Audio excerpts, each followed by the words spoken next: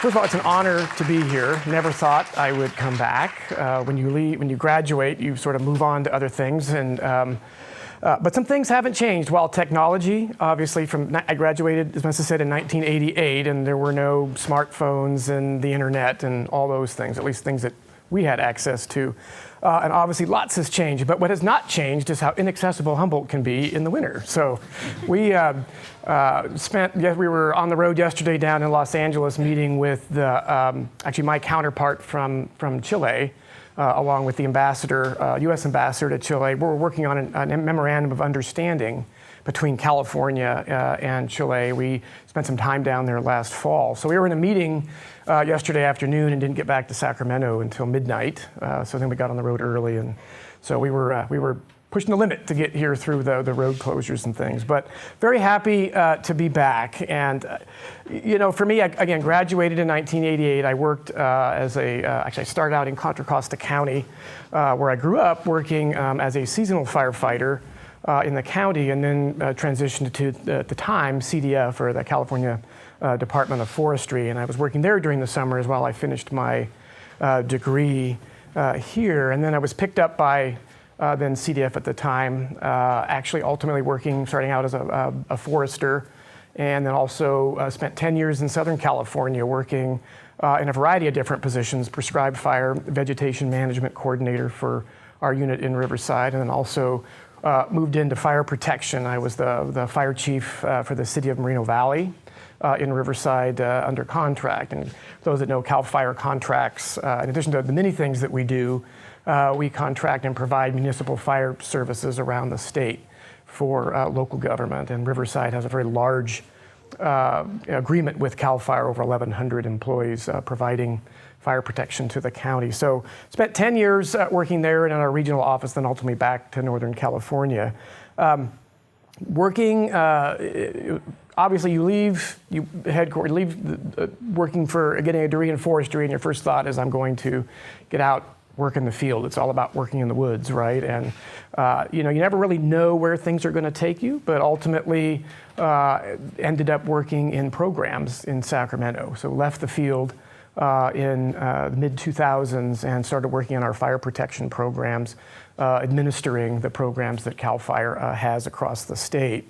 And then ultimately, when Governor Schwarzenegger was leaving office at the end of 2010, the then director retired, and so Governor Schwarzenegger appointed me as the acting director of CalFire. And then about 6 or 7 months later, Governor Brown, who had just taken office thereafter, appointed me. So it was about July of 2011, was appointed as the director of CalFire. And again, wasn't the job I thought I would start out, was going to do when I was at Humboldt. Just wanted to work in the field and fight fire and work in resource management. But things have a way of changing. Your careers take a path, and 30 years literally has gone by. And so what I wanted to share today, and we can make this interactive, and I will also tell you that we have about half of the leadership in CalFire sitting in the room right now, from our Deputy Director of Communications, our Fire Protection Deputy Director, our Northern Region Chief, and our Chief Deputy Director, so the second in command for the department, all in the room. And I'm going to get them engaged in this before the afternoon is over, because if one thing that we know, it's a team effort running an organization that has 7,000 people, and the responsibilities that we have. It takes a whole team of people to make it work. So I kind of wanted to walk us through a little bit about some of the challenges that we faced, that I faced when taking over the leadership of CalFire, and kind of walk you through a couple of issues that we've been dealing with. And I think from there it really opens it up to a discussion on issues in California related to forestry, fire, and some of the environmental challenges we face. When I took the director's job, we were facing probably one of the most significant economic downturns in the state's history, really in the country, but certainly California was feeling it. We, at the same time, we're really starting to see the effects of climate change across the West. Mean temperatures starting to increase almost a degree a year by some scientific studies. weather patterns changing to getting precipitation in different forms, not just in snow, which is what the state traditionally was getting in the Sierras, which was critical for water supply, but getting it in precipitation at odd times of the year. And then probably the most significant piece was the 5 years of drought that we literally just came out of. And interesting time to have all that happen when the state is out of money and we're trying to provide a fire protection resource management responsibility to the 39 million people rather that live here. And we were challenged to find ways to meet that challenge that we were facing. What I want to show here quickly is just a quick video that really encapsulates how things started off really back in 2011. In Lake County. A dangerous new wildfire in Southern California has exploded in size, Giving firefighters a new battle. Take a look at this. It's just one of the many spots that's on fire out here. Over 1,000 firefighters from all over the state are here to help, from the air and on the ground. Get at it! This is huge firefight out here. This has been a very volatile wildfire season, and it's not even close to being done yet. We're seeing everything, unfortunately, burn right now. Grass, vegetation, structures, homes, cars. We're experiencing propane tank explosions. So we're throwing everything we have on it. So mandatory evacuations are still in place. Authorities actually said they're worried to let people back in their homes even for a few minutes. This fire is still very dynamic and moving fast. This is miles of fire line. This fire arrived quickly. It is one of the most aggressive fires we have seen so far this season, and it may also be one of the most destructive. You can see those crews there trying to do what they can right now to keep that fire away from that property. We watched the DC-10 probably making lines along the hillside. This fire definitely took a lot of people by surprise. Right now they appear to be holding the line.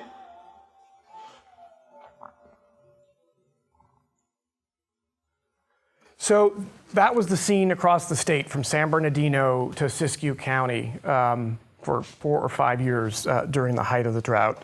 Half of the state's most destructive fires have happened in just the last decade. So we're certainly seeing the change in conditions. And then in 2015, and two of the fires were actually depicted in here, the Valley and the Butte fire, the Valley fire in Lake County and the Butte in Calaveras. They rank among the top 10 most destructive fires in the state's history. And that's in terms of the number of structures that were destroyed and the losses that occurred during those fires. Thousands of homes between the two. And then again in 2016, going back down to Kern County, the Erskine fire, very similar near Lake Isabella, and the Blue Cut fire in San Bernardino on the Cajon Pass. But also in 2016, we experienced the state's most expensive fire, the Sobranas fire on the Los Padres National Forest in Monterey County. This area has had fire history going back decades, and the same challenges face firefighters there every time is an urban interface environment in the northern end of the area of the forest that burns with significant structure protection issues, and then extreme wilderness areas, very remote areas and difficult areas to fight fire on the central and southern portion. So 132,000 acres, a fire that burned for several months over the summer, burned 57 homes, and to date, as costs are still accumulating, but it's over $200 million to suppress. So it literally goes down today as the country's most expensive wildland fire on record. And that doesn't take into consideration all of the economic losses that occurred when you shut down a major Pacific Coast Highway, Highway 1, tourism into Monterey County. So significant impacts across the board to millions and potentially billions of dollars in the economic base. So lots of far-reaching impacts to really what have become the fires that used to be the fires of the future that are now the fires of the present, these mega fires that we're seeing. So how did we get here? And this is a scene out of the Valley fire, and this is as the fire was bearing down I think it was Saturday, late Saturday afternoon, September 12th when it started in Lake County. And this fire, in just a span of about 5 hours, consumed at least 15,000 acres in this major run, gave very little time to do anything other than spend hours evacuating people out in front of that fire. How did we get here? Well, I'm sure that you still talk a lot about this here, and it's something we're talking a lot about across the state and the West, is that, as we were settling the West, we changed the dynamic. We've started suppressing fires.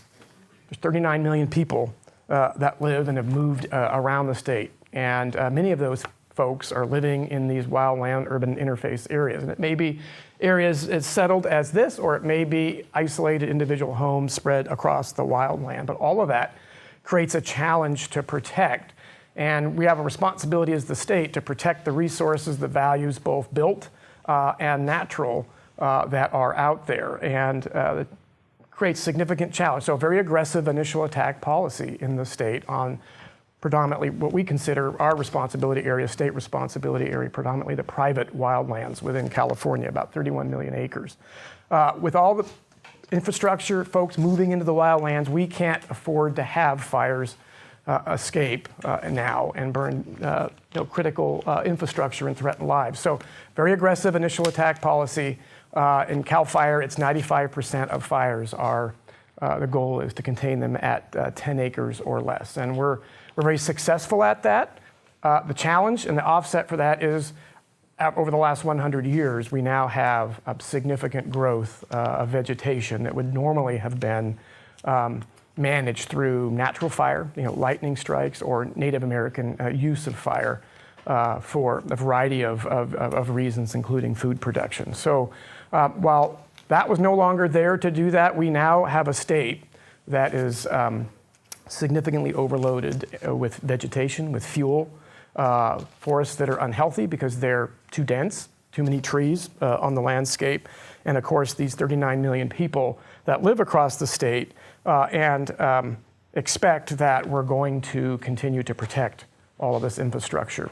And it is a state, literally, that can be managed and run by CNN. When you have a 5-acre fire show up in Southern California on national or international news, the public and social expectation to engage and put fires out is very real and is very significant. And in our world, it means that influential people call the governor, they call the legislature, call the White House, and they have expectations. And so these are the challenges we face every day, looking at this landscape that now we have to figure out that we've now come 100 years forward, and how are we going to re-engage when we know fire is a challenge with all these people, and at the same time we have an overloaded fuel bed out there that we need to manage, and how do we do that? People pay attention when things are on fire. People pay attention when it's on CNN, and they are willing to give lots of money to provide fire engines and air tankers, all those resources, and spend hundreds of millions of dollars to suppress the fire. But soon after the last smoke, and we've moved on to other news stories, no one's paying attention to what's going on.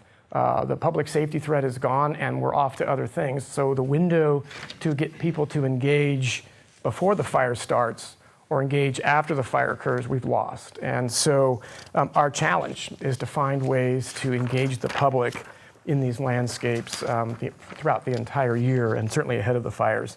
But the vulnerability of our forests are only going to continue to grow. We've mentioned climate change.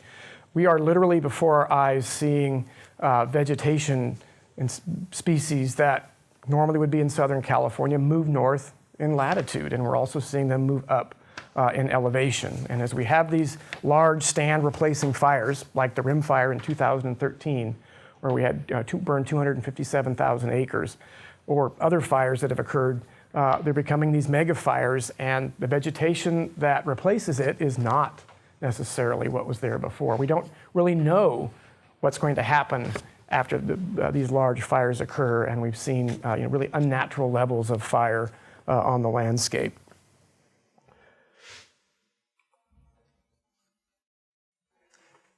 So this unnatural buildup, these things were historically thinned through fire, leads to these catastrophic fires. The Rim Fire I mentioned in 2013, it had the same emissions as 2.3 million cars being driven for 1 year in terms of greenhouse gas emissions. All went up in one fell swoop of a fire that took about 6 or 8 weeks to burn. It consumed the same amount of carbon sequestered in all sectors over a 3-year lifespan. So one fire, the rim fire, wiped out 3 years worth of carbon sequestration across the entire state.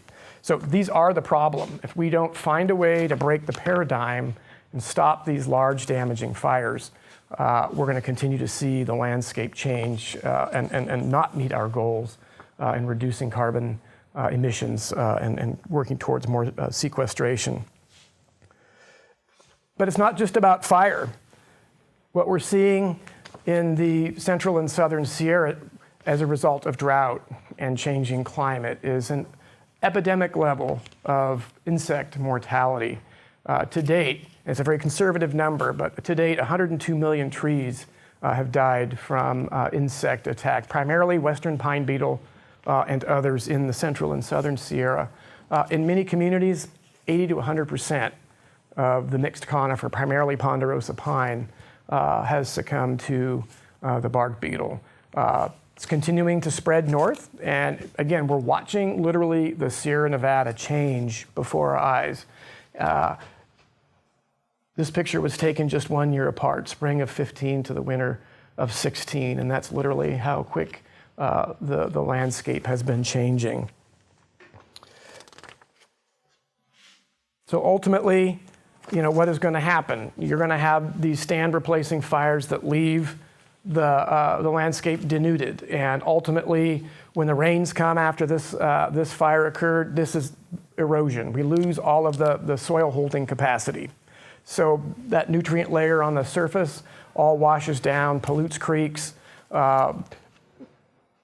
makes it very difficult to regenerate, particularly with the intensity of the fire that burned. It also increases the water temperature with no canopy cover. So fish habitat, water quality, both for aquatic and other wildlife species, but also for people, because the sedimentation moves downstream and plugs reservoirs and impacts our ability to store and supply water. 60% of the state's water comes from our forested landscapes in the central and the Sierra Nevada mountains. So in particular, Southern California and other areas of the state, although remote from these watersheds, are critically dependent on our ability to engage in active forest management and protect these watersheds to really continue to sustain the human habitation that we have. So what are some of the challenges? Talked about CalFire as an organization. Historically, obviously we evolved to engage in wildland fire suppression, to put out these fires, to protect infrastructure, to protect trees, to protect the forest, to protect lives and property. At some points we were engaging in prescribed fire, but over time, due to budget reductions, et cetera, our mission really started moving into just very heavily engaging in wildland fire suppression. Drifted away from our ability to engage in resource management programs and that technical expertise in reforestation and working with small landowners like this who need the ability to have technical assistance to plant trees, or to what level to thin their lands to protect them from high intensity fires.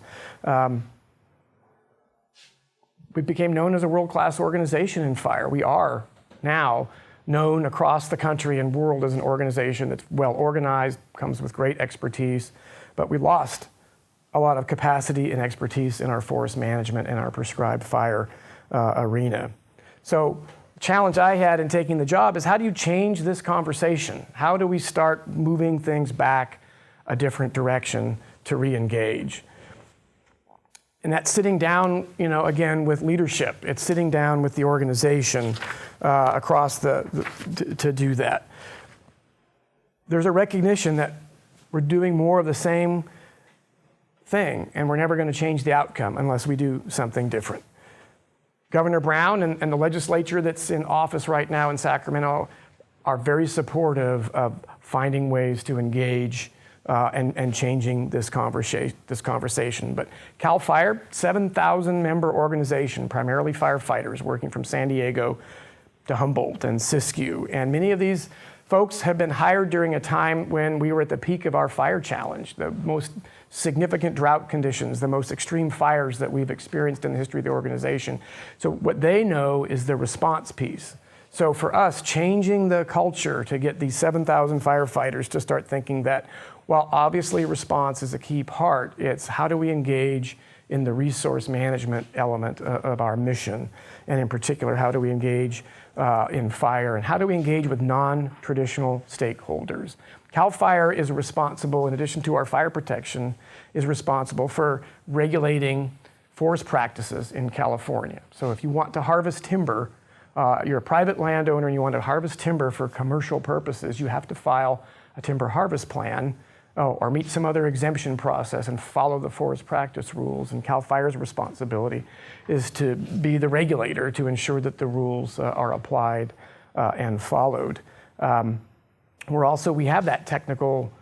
have a responsibility to provide that technical assistance to landowners, but we tend to talk to the same people all the time, maybe the forest industry, maybe some of the very same fire departments and other folks, but it's time to start thinking outside the box and non-traditional stakeholders, tribal organizations, land trust organizations, many of the environmental organizations that are working to manage landscapes within their arena. Areas we really haven't talked to over time. But the world is changing, the state is changing, and people's expectations are changing. And so if we continue down the same path and don't change how we're engaging with the stakeholders in the state, then we're not going to be effective to get the real change that we need to get done. So it was important for me to take the risk to start changing that message. And maybe for some folks that were skeptical about how we could do that.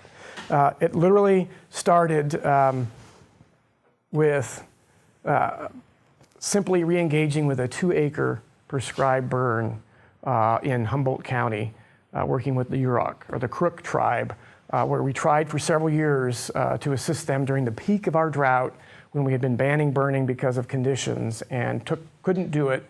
And one year we made a decision to get resources to support the tribe for a 2-acre burn to support acorn production, simply a food production, simply cultural burn. And we were able to support them. They got it done, and it sent the message.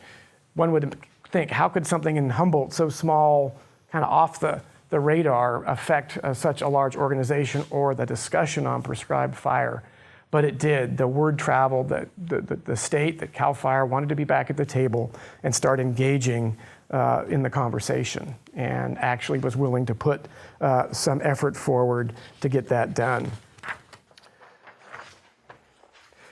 We've done a lot since then. We've established an interagency working group on prescribed fire. We've signed an MOU with many partners at the state and federal level. Environmental organizations, Center for Biological Diversity, the Sierra Nevada Conservancy, several prescribed fire councils, and others. And with the whole idea of we're all aligning on one theme, and that's put more fire back on the landscape. Whether it's federal ownerships that in the national forest that maybe have the ability to use managed fire from natural fire starts, lightning, or down in the areas where we operate that are more populated to use actual prescribed fire and put more of that on the ground. And so we signed this MOU.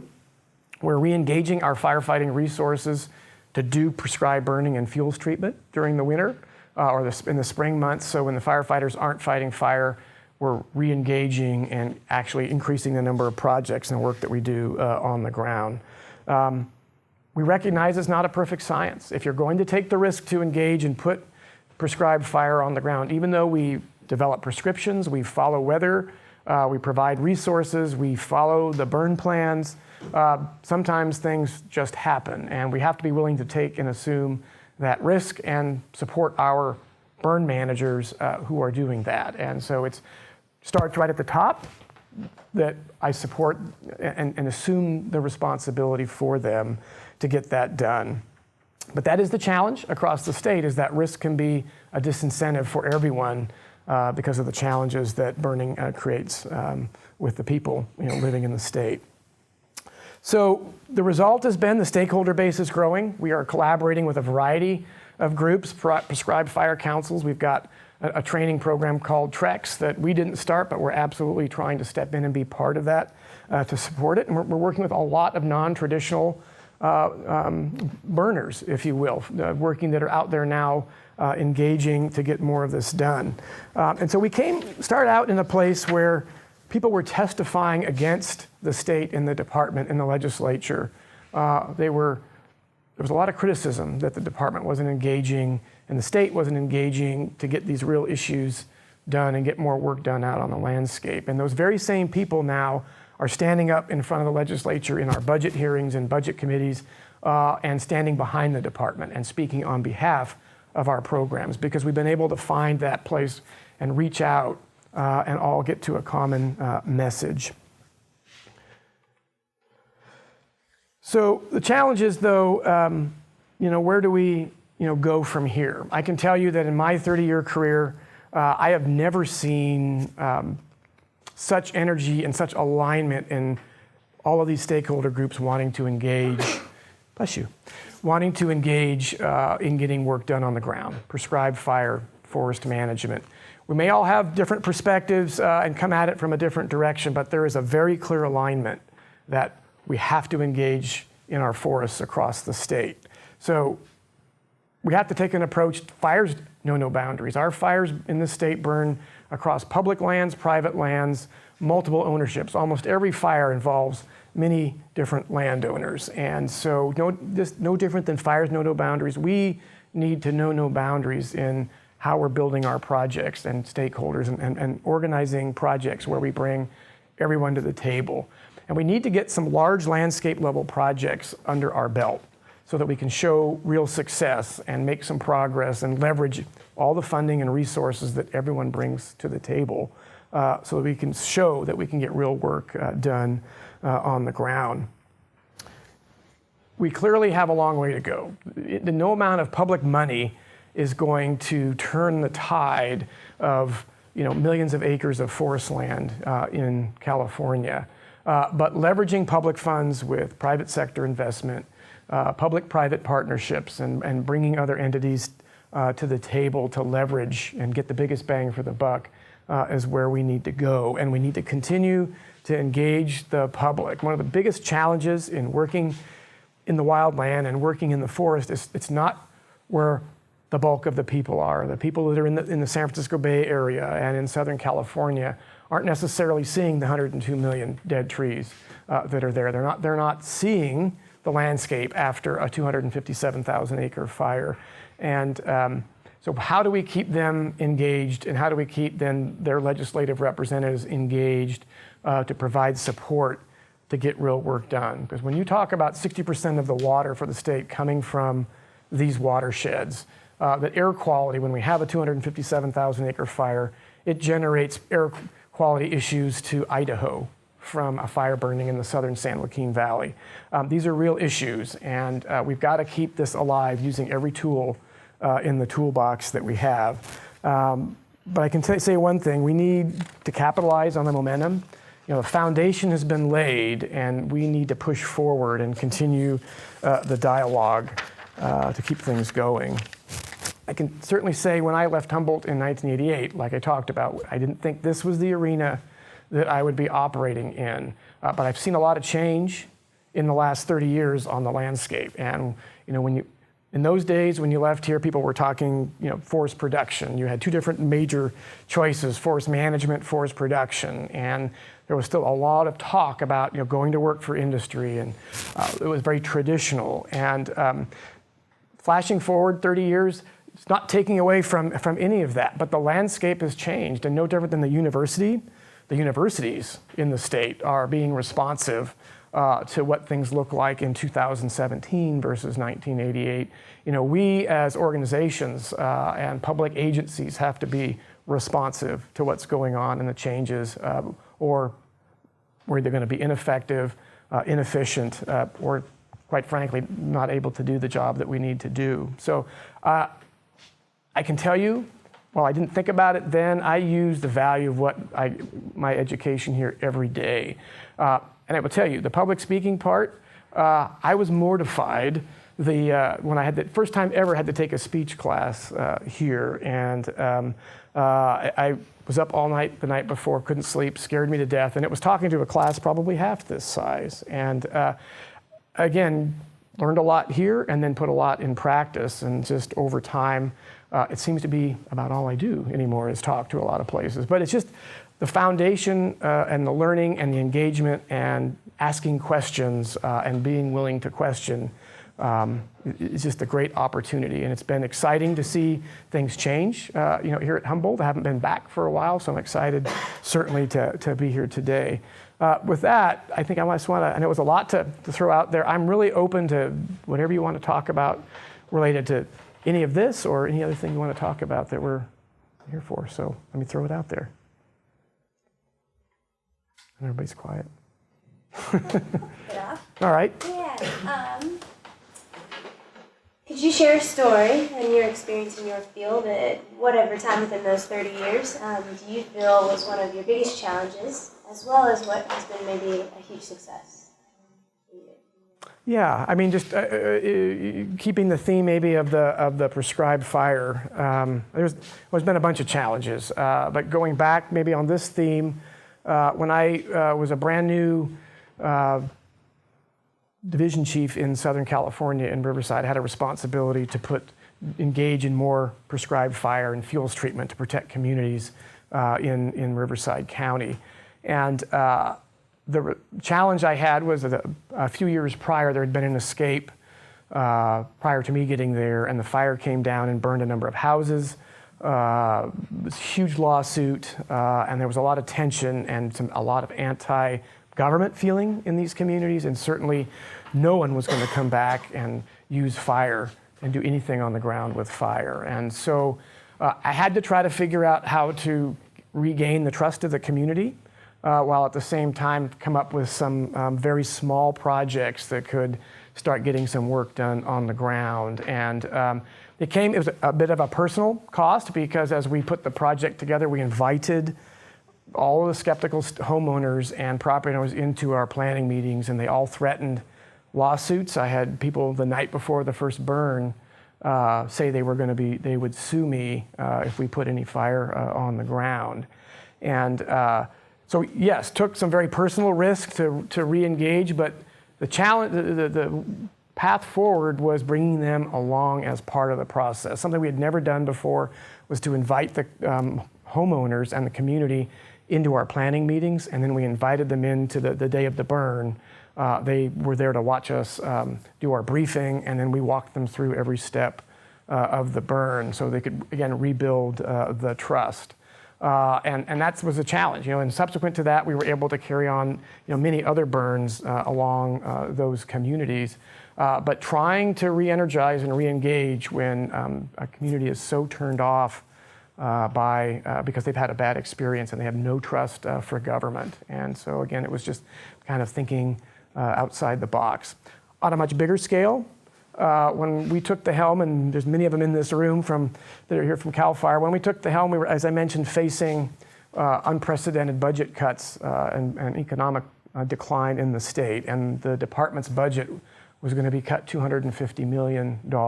And so that meant losing hundreds of people, and that meant realigning and not offering the same level of services. And we had to find a way to fix that going forward. And again, working with stakeholders, working with the legislature to have those budget cuts undone, if you will. And that meant a lot of education, and it meant working with a lot of different folks that had to speak on our behalf.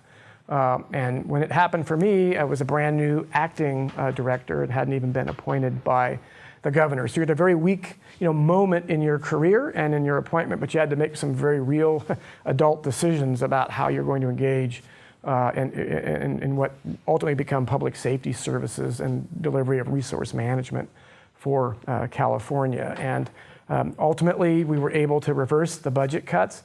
And the department's budget back in 2011 was about $1.2 billion. And as of today, it's about a $2.3 billion budget. So we have not only corrected where we were seeing budget reductions, but we have grown the department in a number of areas, certainly in fire protection to meet the challenges that we talked about, but also as we re-engage and put our forest nursery back online, and we re-engage in technical assistance to actually provide professional forester expertise out on the ground. And so we've kind of come a long way in the last 5 years. Other stuff, hard questions? Yes. What's the role of organizations like fire safe councils and fire adapted communities networks and things like that? So question was, what's the role of fire safe councils, fire adapted communities?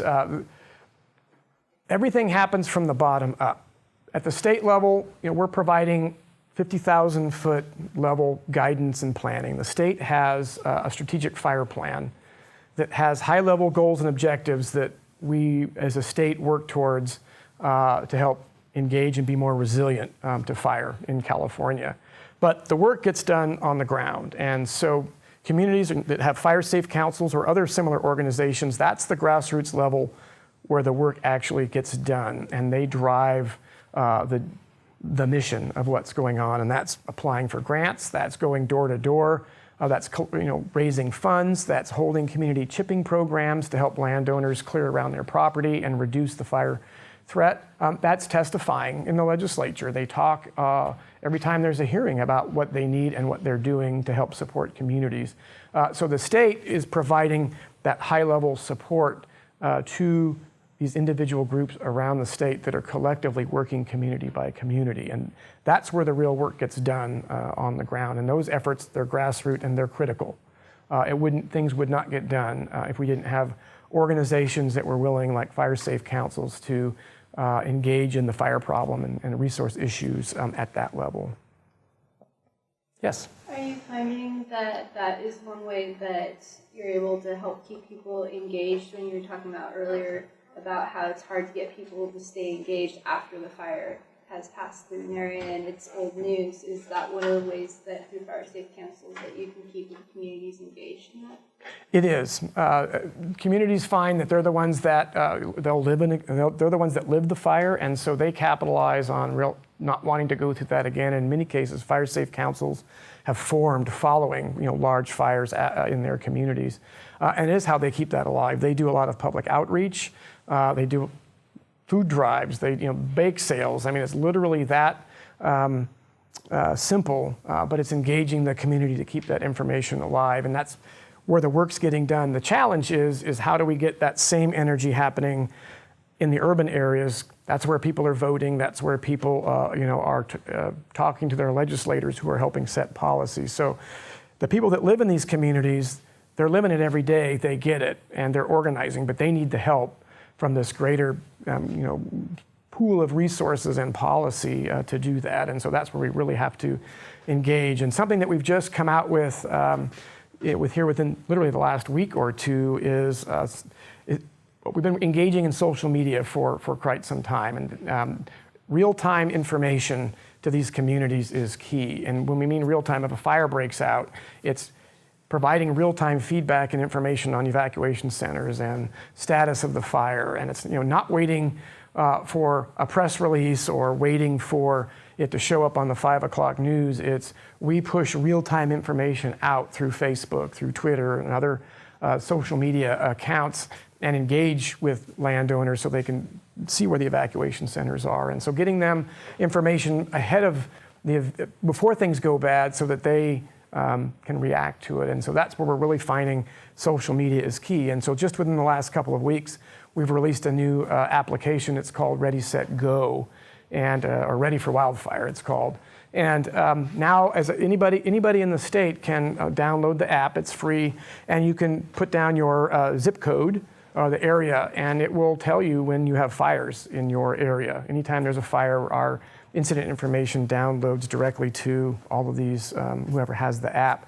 You can also walk around your property and do your own assessment. Is your house defensible? So it walks you through all the steps, and you can get an idea of what a homeowner needs to do to make themselves fire safe. And so one more way to do real-time information exchange with people literally right on the ground. And the application is so precise that actually will identify and maybe this isn't good, but it'll identify where you're at within 3 feet. So not that we're tracking people, but it provides, because the landscape is so diverse that it can change from one street to the next. This will help a property owner really understand the dynamics of what's going on right on their property. It does allow us to gather information in terms of what issues are out there and demographics, and that's what we can use to target information. We can gather information and use that as we're working on budget information to know where we have challenges in fuel loading and where we need to do more work with social and public outreach. So we're real excited. There's, I think, been over 10,000 hits to the website or the app here just in the last couple of days. So, but more and more of that. And again, that's using new technology and new ways of engaging the public. So, yes? You talked quite a bit about prescribed fire. How optimistic are you that the state will engage in prescribed fire to a degree sufficient to really make a dent in the probability of standard? Really good question. You know, you could get very overwhelmed and discouraged when you think about at the peak of CalFire's program in the 80s, I think we burned just short of 60,000 acres. And when you look at a landscape where there's, we protect 31 million acres of wildland, you think, well, that's just a drop in the bucket. How can you get there? And in the last few years, we've burned maybe a couple thousand, and a lot of those have been just in and around wildland urban interface areas to kind of help protect communities. What we need to do is, one, change the channel on the discussion so we get the social license to do more, and that's our biggest, probably single challenge. We're moving the resources that direction. We have the administration and the legislature's support to do more and provide us more resources. But people don't like fire, and they aren't comfortable with fire. And not just the fact that they are afraid, but what they see is it on TV burning houses during the summer, but also the impacts of smoke. And there seems to be a greater tolerance for mega smoke, if you will, for lack of a better term, during a wildland fire, because people think that that's unstoppable and that no one can control that. But when we put a little bit of smoke up from a prescribed burn, then we get a lot of complaints, and because it's something we chose to do. So we have to find ways to turn the conversation to say that by doing more lower intensity burns, we're going to reduce the amount of these large particulate emitting burns. And I really honestly choose not to look at this, how much we have to do, but try to look at how we're changing what we've done to really increasing the amount we're doing and just really start to get that momentum. I'm encouraged. The short answer to that whole piece is we're already building back expertise and putting resources on the ground to do it. We've got momentum from a lot of partners. Quite frankly, we went from the worst drought on record in the state to one of the wettest winters on record in the state just overnight. And that's challenged us a little bit this winter to try to get some more work done. But the windows are coming up here in the next couple of months. So we're going to continue to push more, and we're just going to continue to leverage getting more done. But if we don't start somewhere, we'll never get folks into the conversation. And we've got to continue to really show and lead by example. It's a lot, there are over 30 million acres of forested landscape in public lands, private lands. And it's not just prescribed fire that we need to be using. We need to also be thinking about, thinning. We need to be doing other kinds of work. We need to be reforesting. We just, in the Valley Fire, the state's forest at Bogs Mountain by Middletown, almost the entire forest, almost 4,000 acres, about 80% of that was destroyed by the fire. We're going in, we're planting 300,000 trees to regenerate the forest. That's the other piece of this. We've got, hundreds of thousands of acres of forest land that are dying from insect and are dying from these large fires. And if we don't get in there and do some work to prepare and then plant and regenerate, we're going to be seeing other species come back, brush, and more fire-prone, both exotics and others that aren't conducive to getting the forest back. So we're looking at how to get seeds now. We collect seeds from throughout the state. Well, our seed zones are changing because temperatures are changing and the climatic conditions are changing. So a seed that, a ponderosa pine seedling that did well at 3,000 feet in the southern Sierra or even the central Sierra may not do well there anymore. And so we have to look at all of our seed zones and figure out how do we move some of that around to find the most adapted species to the sites that are out there. So a lot of work. We're going to continue to have large fires and large insect kill, before this is all over. But if we don't start at least anchoring in somewhere and engaging, and we'll never get the conversation turned. Yes? As someone just starting their career in forestry and fire, what could I do to help develop prescribed fire and wildland fire use? One is just preaching it, right? And it's also getting out there, engaging in it, where you can get opportunities to, participate in it.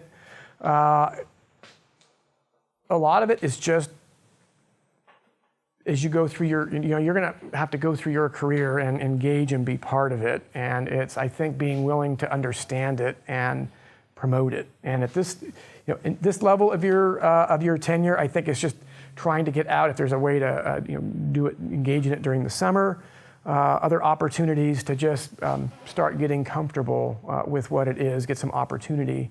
And then when you get out into wherever you end up, it doesn't matter who you're working for. Nature Conservancy has a huge prescribed fire program. Obviously, the federal agencies, many others. So engage with a prescribed fire council, and because there's a lot of expertise that's growing out there. Working with fire safe councils, get engaged with some of those folks and bring some of your expertise to the table, and just, quite frankly, just really engage in the conversation and just continue to talk about it.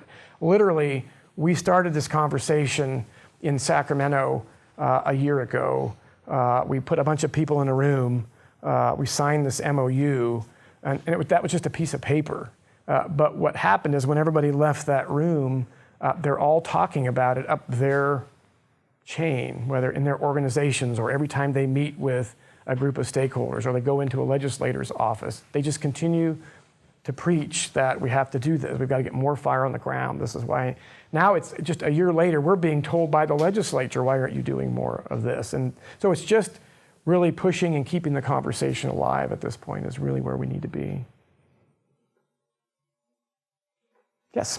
Are you trying to push the conversation into other states, like going into different states and even different countries? Because, Literally, you said earlier, we're an international icon, and obviously there's other international icons out there, but California and the United States, big world power. Is there any way that you're trying to push it past those boundaries? Yes. We're engaged on a national level. We work very closely with the other states, where I'm very close with most of my counterparts in all of the 50 states and Pacific Islands. And prescribed fire is a huge conversation. Forest management is a huge, we're all talking the same discussion. Our federal partners, all looking at policy coming from Washington, D.C. We go back and talk to our Congress folks and our senators. Senator Feinstein is very interested in doing more work on the landscape and putting more fire on the ground. So even when they talk about the Farm Bill, which is it's the agricultural funding mechanism, which includes forestry funding. They're talking about prescribed fire within the Farm Bill now, so that there's direction going out with the use of Farm Bill funding that incorporates prescribed fire as part of that conversation. In our discussions, as I mentioned with Chile, we are having conversations outside of the United States. I spent a week in Chile last November, and there was prior to their huge fire siege that just occurred, but it was starting to go that direction, and they are struggling with the exact same things we're struggling with here. They're seeing climate change. They're seeing fire seasons that are almost a year long, and they're having urban interface fire problems, and they're having forests that are, again, some of them are managed, some of them aren't, and their issues in particular around urban interface areas. And so, yeah, we're just literally met with, again, some of their leadership again yesterday to talk about how can we work together on putting one, public messaging, two, talking fire prevention and forest management. So absolutely. Yes? Does CalFire have a management approach to the current beetle kill in the Central Sierras? Good question. So as the bark beetle mortality was emerging, and it really started to appear mostly Fresno and Madera counties seem to be kind of ground zero, and then it has really grown out from that. In 2015, many of the counties declared local disaster areas. They asked the governor if he would have a declaration. So the administration sat down with the counties, and we started looking at the problem and recognizing that this was beyond any proportion that the state has ever experienced. Even 1977, which was sort of one of our benchmark historic droughts that we look at, it had a significant beetle kill. This is probably 100-fold in terms of what that is and continuing to grow. Well, how do you deal with a landscape that's got 102 million trees that are dead? You've got a watershed, thousands of acres of trees that are all dead. So the first strategy was the governor declared an emergency. So he put out an emergency proclamation in October of 2015. And that created a task force. And we've got over 80 organizations, government and non-government, utilities, others, that have come together, and we've organized with several working groups to tackle a number of the issues. And it's really triaging the problem. And what are the first things we need to be looking at? Well, it's the life safety issues. So we map all of the mortality areas with the Forest Service, and then we identify the high hazard areas within that. And even then within the high hazard areas, we look at two different tiers. A tier one looks at where is the critical life safety threat. And those are areas along roads, power line corridors, critical ingress, egress, any public infrastructure, anything that, whether there's a tree fall or a fire, would create a public safety threat. Those are the areas that we've had to start, just because you've got to go somewhere and organize. And so lots of resources are being leveraged with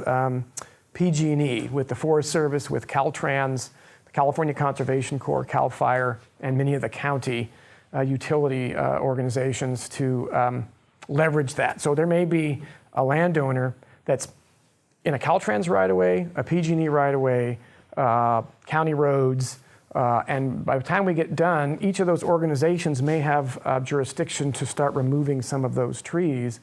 And so rather than each competing, we each look at where we can leverage each other's resources. And so CalFire might bring a hand crew of firefighters and a chipper.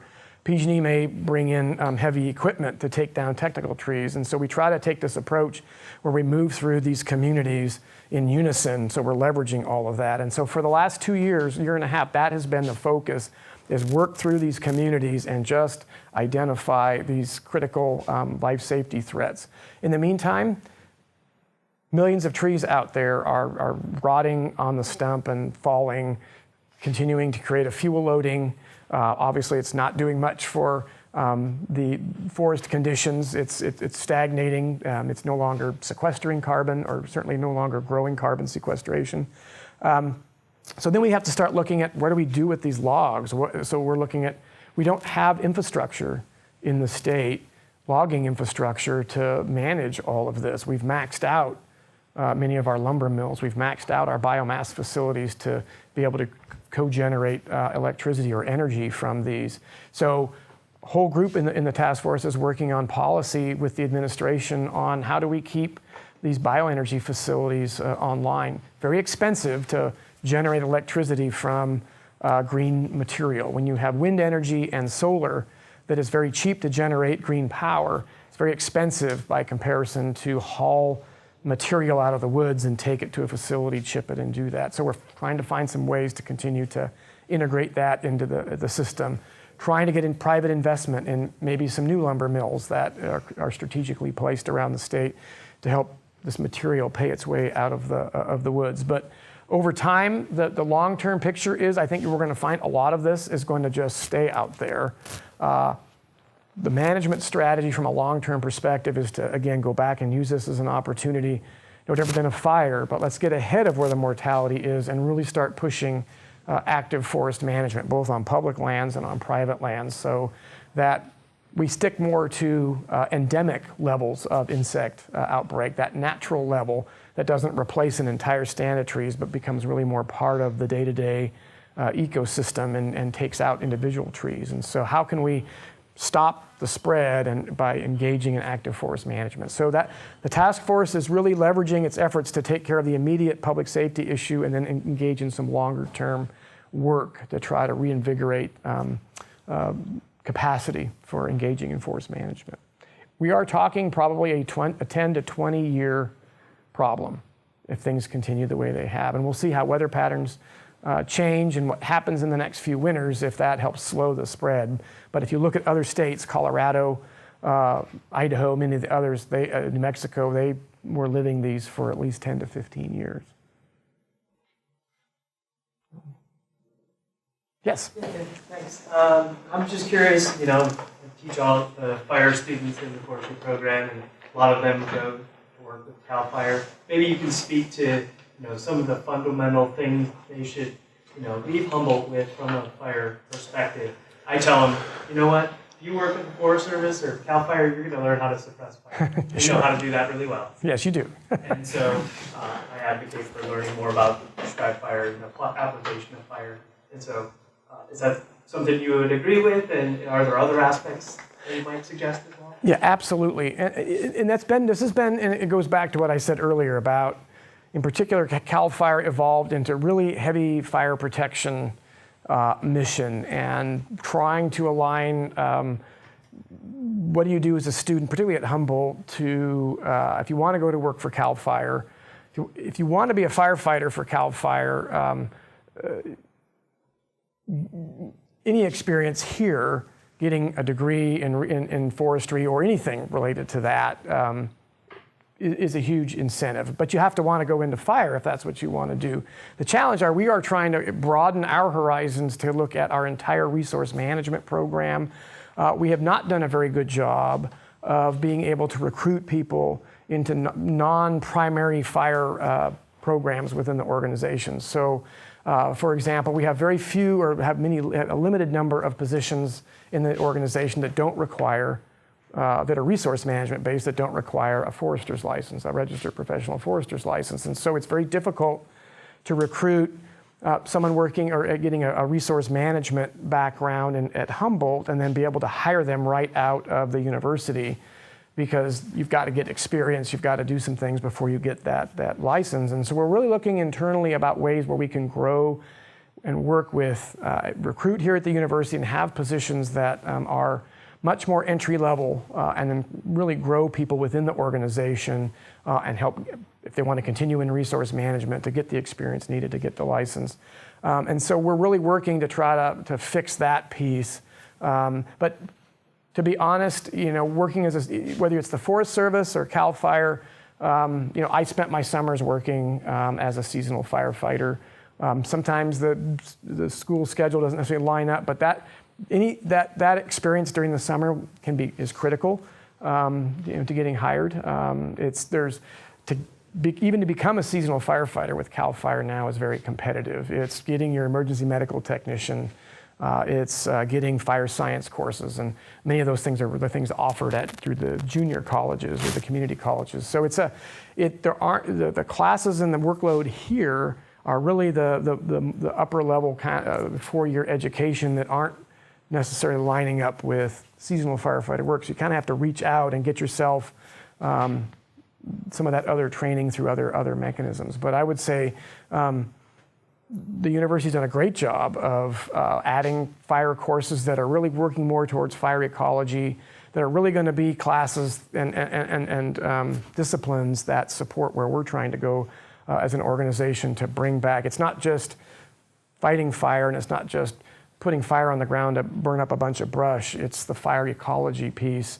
You know, we burn and put fire on the ground for lots of reasons, ecological restoration and other aspects. And so any curricula that you can engage in here that expands your depth in fire ecology and those things is going to be very helpful too.